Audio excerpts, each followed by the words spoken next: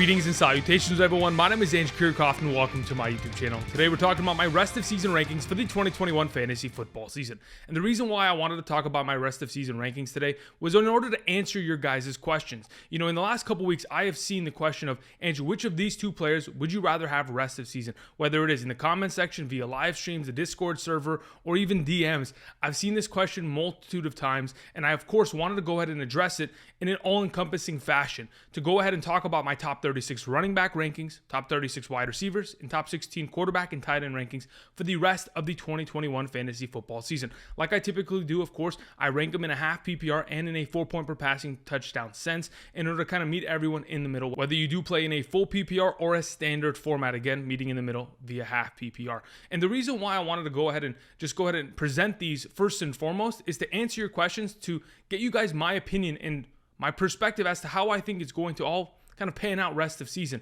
And it's a perfect time to go ahead and do so because we've just finished the first 7 weeks of the fantasy football season. And in many of our cases, hopefully all of our cases, you know, the fantasy football playoffs begins in week 15. So we're technically halfway through the regular season of our fantasy football season. And many of us may not be able to get to the fantasy football playoffs, but maybe you can make a late round push here and get yourself a consecutive streak of wins that could potentially get you in the running. Because again, all we want to do is get to the big dance, get into that playoff bracket, and maybe make some upsets. And hopefully, if you're the favorite, win out. Nonetheless, of course, I want to talk about these players in an individual position manner, because though many of you have asked me questions in regards to, Andrew, which of these two players would you rather want rest of season?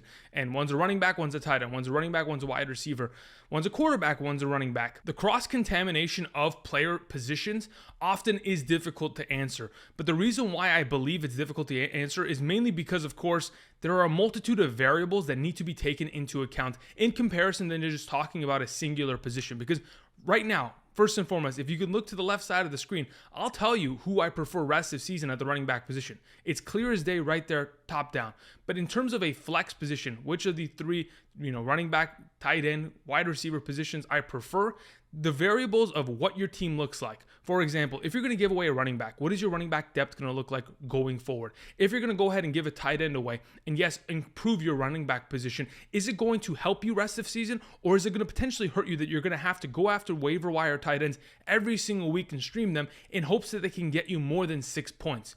There are a multitude of variables, not only in just your team's roster construction and the personnel that you have and the injuries you're dealing with, but there's also the variables, of course. What's your record? Can you afford to make these moves? Do you need the players now, and can you afford to go ahead and make the risk and go forward and potentially take a couple losses because these players are missing due to injury, and then set yourself up for success in the future? Again, that is why I wanted to go ahead and keep the questions in regards to singular positions, because I know oftentimes many of us are trying to go ahead and make moves for running backs and wide receivers, but it would be very difficult to, in a vacuum, just outright objectively say one player is better than the other. And though I will go ahead and do so in the future, it is very difficult to do it without knowing what your teams look like. Nonetheless, that's what we're going to be talking about today. I'll give you some context as to what I think about my top 36 running back, wide receiver rankings, my top 16 tight end and quarterback rankings. Before we begin, if you guys appreciate this kind of content, be sure to like down below, and of course subscribe if you're new to the channel. We're making fantasy football content for the entirety of the 2021 season. Later this afternoon, we're going to have our top 36 running back rankings for week 8 of the fantasy football season in order to give you guys some perspective and hopefully help you set your lineups for this upcoming week. Outside of that, of course, check out Underdog Fantasy. If you guys haven't checked them out already, down in the description of the video, there's a link. Now, the exciting news that I specifically wanted to share regarding Underdog has to do with if, in fact, you signed up right now today with your first deposit, Underdog is willing to match up to $100. So if you wanted to go ahead and drop a Benjamin on it, they'll go ahead and match it and give you an extra $100 in game to use on various contests, whether it is the Thursday night rumble that's going to happen between the Arizona Cardinals and the Green Bay Packers, whether or not you can build a roster and defeat thousands of other fantasy football participants, whether it's the pick'ems in terms of props, whether it's the NBA, the NFL, NHL. There's a lot of things coming down the line. For those of you who are interested in playing fantasy football the Underdog way, go ahead and check that out. Use promo code Andrew today, and again, they will match your first deposit up to $100. Again, thank you very much. Now, before I begin talking about these various positions, I want to remind you that rankings are always subject to change. In one singular week, in one singular day, these rankings could adjust. but I wanted to go ahead, give you guys some context, give you guys my opinions, and of course talk about each of these positions individually, though I won't be able to talk about every single player in their individual fashion because it's extremely time consuming and we have literally 104 players on screen. You know how long my videos take to talk about 36 players. This would be a 4-hour monologue in terms of me just breaking down the position. And I talk about these players individually every single week. So hopefully my rankings videos will give you some more context in regards to these specific players if you're wondering my opinion in terms of the differential. Now, I know what you guys are immediately thinking. Andrew, what does the running back position have to hold for us today at a half PPR scoring format? Well, let's go ahead and talk about that because I know many of you are already chomping at the bit to hear my thoughts on Christian McCaffrey, Saquon Barkley, players that have, at this current moment in time, most likely lost you multiple weeks because of their absence. Now, it's no fault of theirs and no fault of your own, but the situation is just what it is. And we're going to have to, of course, adjust to it and continue on in order to help ourselves as much as we possibly can. And many of you have asked me in the last couple of weeks, Andrew, am I moving Christian McCaffrey? Can I afford to go ahead and trade him for a lesser player in order to try to pick up victories now? Because my potential record isn't in a perfect spot to help me make the fantasy football playoffs in my respective league. And oftentimes I've said, if you can hold Christian McCaffrey, you should. Now, before I give my thoughts on Christian McCaffrey, I want to talk about my top 4 running backs. Derrick Henry being number 1 shouldn't be a surprise. Of course, he, in my opinion, is the MVP in the National Football League as of the first weeks of the NFL season, much less the fantasy football season. So, of course, he deserves to be number 1. Dalvin Cook, of course, will eventually get to that number 2 spot. Of course, he hasn't been fully healthy this season. Alvin Kamara, 2 consecutive weeks of more than 5 catches, more than 8 targets. It is finally returned. Alvin Kamara is back, and he's going to be taking over, of course. The number 3 spot remains for him as we continue for the rest of the 2021 season.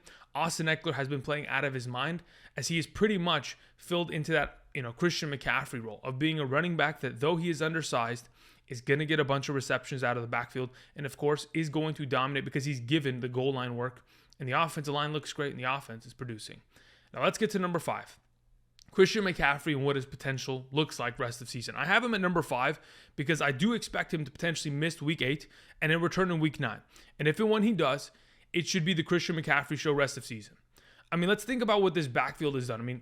Chuba Hubbard has been a decent running back despite all of the ineptitude that we've seen out of Sam Darnold. Without Christian McCaffrey in the lineup, Sam Darnold looks like a broken quarterback. He looks like the Sam Darnold of the Jets. There's no Adam Gase in sight, but it feels like Sam Darnold is seeing ghosts out there. Honestly, it does. So once he gets back into this lineup, you can bet your bottom dollar this man is getting himself 8+ catches a game, 20+ touches per game. Overall, he's finding the end zone because he's going to be the most important piece in this offense and their future success. And of course, they're going to get him implemented as much as they possibly can. And if and when he does return, I don't expect him to get injured again.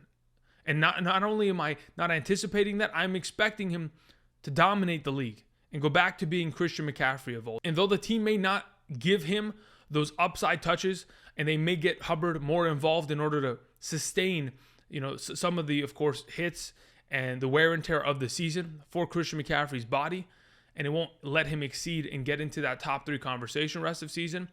Him missing time via injury and potentially being slow to return will hold him back at times. But in my opinion, this is a top flight running back. This is a blue chip player, and there's a reason why he's been the number 1 overall pick for the last couple seasons.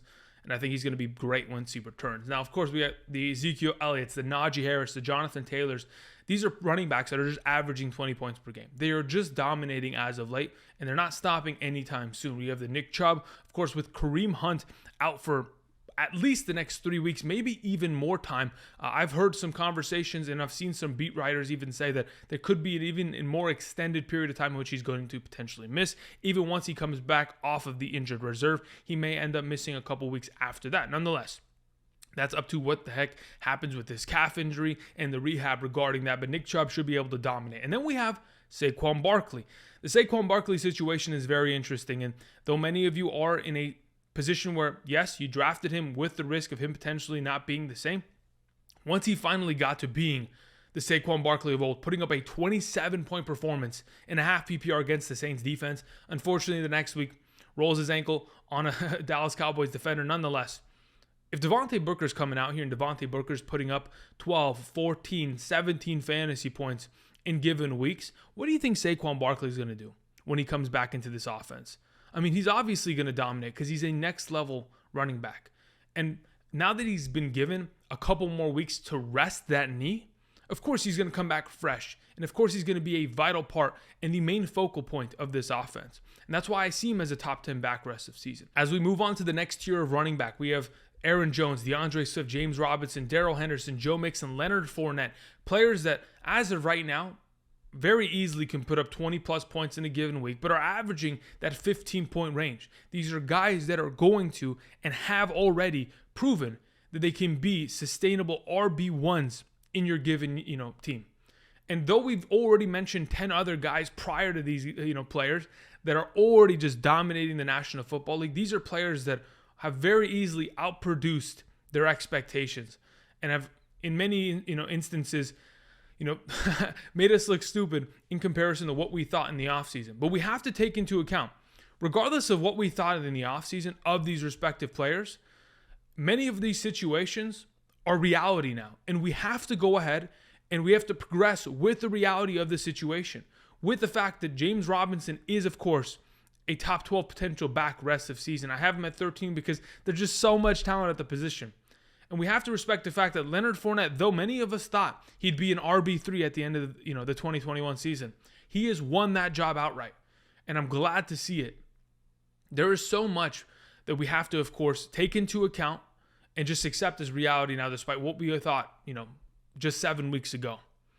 And as we progress, you'll, of course, see that with the progressive rankings. Now, the next, list of players here, the Cordero Pattersons of the world. Yes, I do believe Cordero Patterson, based off of the last couple of weeks of performances and touches, he is the starting running back of this team. And he's going to continue to be. And he's going to continue to be a huge, vital part of this offense as they have now found their footing. And Matt Ryan's starting to play some good football. The offensive line's beginning to protect. And of course, you're getting a healthy entire scheme here with Calvin Ridley, Russell Gage, Kyle Pitts, and now Cordero Patterson. This may be one of the better offenses in the National Football League, especially considering how bad their defense has played at times. It'll give them upside. Of course, we have Damian Harris. I mean, one of the most unbelievable backs, has the most rushes of 20-plus yards this season, has 3 100-yard rushing games, and has just been able to do all of this while splitting carries in that backfield in comparison to guys like Najee Harris, who haven't given up any touches to anybody else. Damian Harris splits touches at times and is still dominating at this fashion. As we progress throughout these rankings, of course, Antonio Gibson has dealt with some injuries in the offense, certainly needs to get healthy, whether it's at the quarterback or the offensive line positions. There are other players like Elijah Mitchell that are stepping onto the scene dominating. Josh Jacobs, Javonte Williams will have a late season push like I've been talking about for the last month now. He is going to have one of the easiest strength of schedules as the Denver Broncos will be running over teams in the second half of the season. We have David Montgomery at number 23, another player that you may have been wondering, where do you see him? I've been talking about it for the last month in relation with Javonte Williams. These are 2 league winners. I believe when David Montgomery returns, not only is his offensive line going to be fully healthy, but he is going to have one of the easiest strength of schedules, and he's going to dominate in accordance with that. Yes, he may not come back until week 10, but I'm willing to go ahead and take that and just expect David Montgomery to look like what he did last season in the fantasy football playoffs and have consistent and consecutive dominant performances against defenses that he has gone ahead and already shown out against in the past. Of course, we talked about this in my last trade targets video. Followed by these players, we have the Kareem Hunts, Myles Gaskin, Chase Edmonds, some of these fringe RB2s in relation. We also have Chris Carson, Clyde Edwards, who may return and have their backfields foiled already, with Rashad Penny and Alex Collins being huge parts of that offense. What if, in fact, Chris Carson returns and doesn't see the full workload share that he did prior to his exit? And that's probably going to be the case, similar to a Clyde Edwards, and that's why I have a Darrell Williams at number 35. Either way, as we progress, we have the players like Michael Carter, Miles Sanders, Zach Moss, James Conner, that often these players are going to have to rely upon touchdowns in order to save their weeks, as the amount of touches they get in their respective teams aren't enough to sustain their value going forward, but nonetheless make them valuable enough prospects to go ahead and mention as players that will be able to contribute and help you throughout the rest of the 2021 fantasy football season. But now that we've gone ahead and covered the running back position, let's talk about wide receivers. The thumbnail of today's video is Cooper Kupp for a reason, because though I thought Cooper Kupp would eventually slow down and he would potentially cool off in his respective offense, He has done none of that. And he has said, Angie, you know what? Go ahead and hold my beer as I go for another 2-touchdown game and put up another 30 fantasy points in another week this season.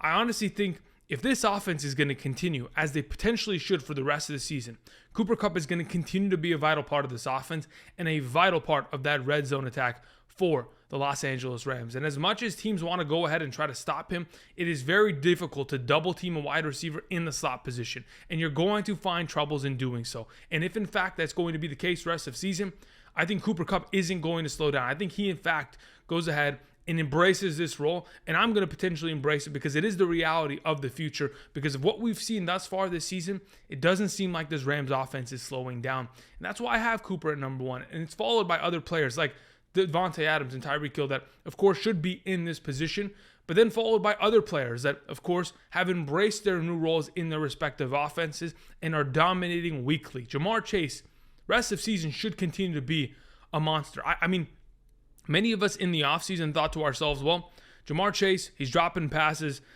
Is he going to be one of those rookies that has some, struggles finding the speed of the NFL and being able to produce? But oh my goodness, were we all mistaken in that idea that he wasn't going to be ready? Jamar Chase took over, and with his toughest task this last week, absolutely dominated that defense and is not slowing down as Joe Burrow is continuing to send the ball in his direction and finding so much value for Chase. We follow with Diggs, Jefferson, Hopkins, players that we talked about in the offseason, followed by Mike Williams, a player that at this current moment in time is playing the Michael Thomas role in the Chargers offense, with Joe Lombardi, the former quarterbacks coach of the Saints, coming into this Chargers offense. He has made this offense foolproof in the idea that Justin Herbert is going to find comfort in that pocket with a great offensive line and have so many great potential targets open.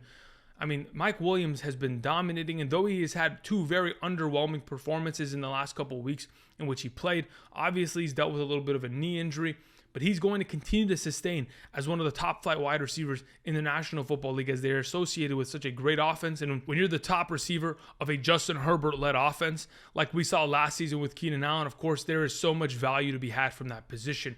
A.J. Brown, CeeDee Lamb, Deebo Samuel, though I think Deebo Samuel should potentially even be higher.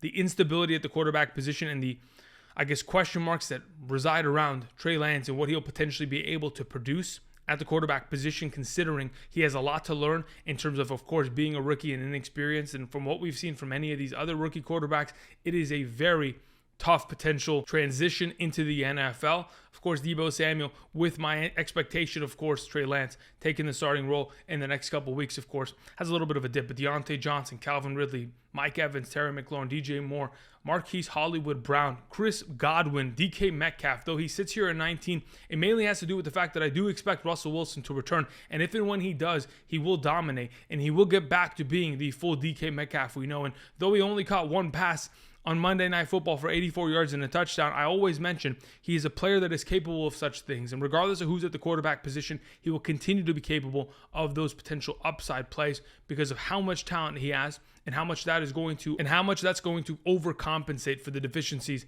of a Geno Smith at quarterback. As we move on to Keenan Allen, Amari Cooper, Thielen, Antonio Brown, Woods, Pittman, we'll move down to the rest of this list. And of course, I want to go ahead and make a couple points here. Jerry Jeudy returns. He's going to be fantastic if and when this offense starts to really get back to themselves. Of course, in the last 4 consecutive weeks have lost consistently, but if their defense is going to play that bad, they're of course going to air it out to Jerry Jeudy a lot in relation with, of course, Cortland Sutton in this offense, taking it to the next level. We have Kadarius Toney down here, who, of course, is dealing with injuries recently, but very easily is going to be the best receiver in that entire Giants offense when he's healthy. Michael Thomas will return, but when, in fact, that's going to be the case is a huge question mark. And if, in fact, Jameis Winston is going to be up to the task of getting him the ball a consistent amount of times to, of course, get to that next level, that is the question that we have. Tyler Lockett at 36. I mean, even with the inconsistencies he's had with Russell Wilson, it's obviously gone ahead and it's a glaring factor when we see him with a different quarterback. But now that we go ahead and we think, okay, even when Russell Wilson comes back, there are still inconsistencies in Lockett's play. He'll probably have a couple big games here that'll get him in the conversation of being a top 24, receiver. But again, those are very unpredictable at times. Nonetheless, speaking of a quarterback like Russell Wilson, let's talk about our top 16 quarterback rankings for the rest of the 2021 season. Beginning with the top, we have Kyler Murray. Prior to the season beginning, I predicted that Kyler Murray was going to be the NFL MVP. You can go check out the video. It has Kyler Murray as a thumbnail specifically. And I do think that he is on his way to do so. But is that going to transition to fantasy football? As he's been a top overall, quarterback, but has it really been able to get him to the next level?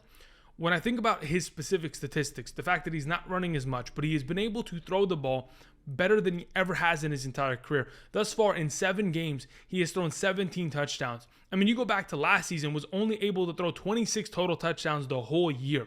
There is so much potential for this young quarterback to become that next level, and the schedule that is ahead for him only makes it easier as he will go ahead and potentially take the number 1 spot rest of season. In relation to, of course, Josh Allen as our number 2, the reason why Josh Allen sustains this position because he's producing similar to last year. And though this team is probably going to continue to blow out teams, he is in that similar conversation because this could be the 1A, 1B combination of quarterbacks as to who is going to be the number 1 spot. But I think Kyler Murray just very slowly but surely edges him out there. Patrick Mahomes is number 3. Though many people are panicking, I'm not in any capacity panicking. If you go ahead and just look at Patrick Mahomes' season as a whole thus far, despite his very inconsistent performance last week, that's what it is. It's just an inconsistent performance. We have not seen numbers like that from Patrick Mahomes his entire career for a reason. He is going to get back on track, and if and when he does, he's going to take this league by storm, and he's going to light every defense on fire. Tom Brady, I mean, he has 21 passing touchdowns. In 17 games, he should probably throw for over 50 touchdowns, for the second time in his career and be the first player in NFL history to do that for a second time. We have Lamar Jackson. I mean, Lamar Jackson has been unbelievable. He may be the first player to throw for over, just the amount of throwing yards he has this season. The passing yardage, 1,900. If you go ahead and expand that for a full 17-game season, he may throw for 4,900 yards. I mean, he really might at this point. It's probably going to end out being 4,300. But if he continues to light it up through the air, it'll be unbelievable because those passing yardage, on top of easily going to be able to surpass 1,000 rushing yards, is just, it's miraculous. It is just unbelievable. Now, the next topic of conversation is Jalen Hurts. My goodness, he is the Blake Bortles of new. Blake Bortles, if you guys remember for the Jaguars, was the greatest garbage time quarterback I've ever witnessed. The guy that was multiple time top 12 overall quarterback in a 4-point per passing touchdown league because of his consistency in the fourth quarter. And that's exactly what we've seen this season. Jalen Hurts has so many fantasy points in the fourth quarter. Despite what he does in the first 3, it does not matter. He is a junk time quarterback, and he has been able to sustain his season of 20-plus fantasy points every single game.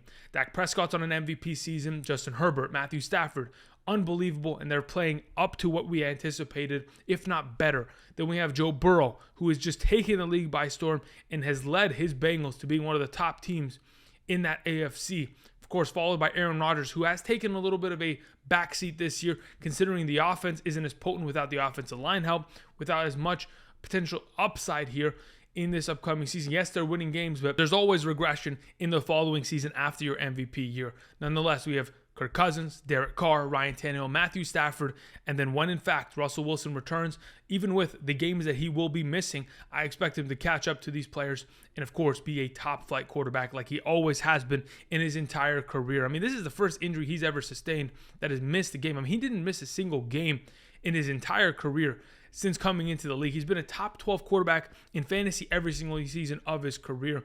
Unfortunately, has dealt with the injury, but when he returns, he's going to dominate. Let's talk about the tight end position in absolute domination. Travis Kelce will once again probably finish as the number 1 overall tight end, but the rest of the tight end position is in flux because there is so much potential injuries and or situations that are arising that are making me rethink the entire tight end position as a whole. I have Mark Andrews at 2. I have Kyle Pitts at 3. And yes, Darren Waller sits in number 4 because though I think Darren Waller will be returning, there is so much potential upside with these 2 other tight ends. Mark Andrews associated in offense, and now Lamar Jackson is really throwing the ball. And Kyle Pitts, I mean, he's fitting into that Julio role in that offense and absolutely dominating in the last 2 games. And I don't expect that to stop because he is of that talent. There's a reason why they spent the number 3 overall pick in the draft for him. Mike Gesicki has been absolutely incredible with consistent performances, and Tua actually balling out as of late. It seems like this is a perfect match. And yes, there will be returning receivers in that offense, but I think he sustains his role as the top receiver in that offense. We move on to TJ Hawkins, the George Kittles, that though they've dealt with injuries and probably will continue to in their careers, will be potentially, hopefully come back and at least find consistency for the rest of the year. Dalton Schultz will be a great part of that offense, as he has already proven to be so. Rob Gronkowski, with that offense, throwing as many touchdowns as they have. Brady, 3 touchdowns per game average this season alone. There's obviously going to be a couple here and there that Gronk is going to catch, a couple more 2-touchdown games. And when he does find that, he'll find himself in this conversation, followed by Goddard with Ertz gone. Noah Fant presenting himself as a top 12 tight end. Dawson Knox, once in fact he returns from his respective injury. Then followed by Hunter Henry, Zach Ertz, Tyler Higbee, and Jared Cook. Often these guys are going to rely upon touchdowns. The yardage is not going to by itself sustain them. I think from the Dawson Knox portion down, these are tight ends that rely upon total touchdowns. And unfortunately, you're not going to be able to get them every single week. Though players like Dawson Knox this season, 4 touchdowns in 4 consecutive games. Hunter Henry, 4 touchdowns in 4 consecutive games. That's not going to be a sustainable factor, and that is why we have it as such. These were my rest of season rankings for the 2021 fantasy football season, though I couldn't talk about every single player in their individual nature. I hope this kind of gives you some context and answers the questions as to, Andrew, which of these 2 players do you prefer rest of season? Thank you, everybody, for watching. Like today's video. Subscribe if you have not yet already. Check out Underdog Fantasy. Thank you very much. Later this afternoon, we'll talk about running backs. Hopefully, you'll be there. Until next time, I'll see you guys. Peace.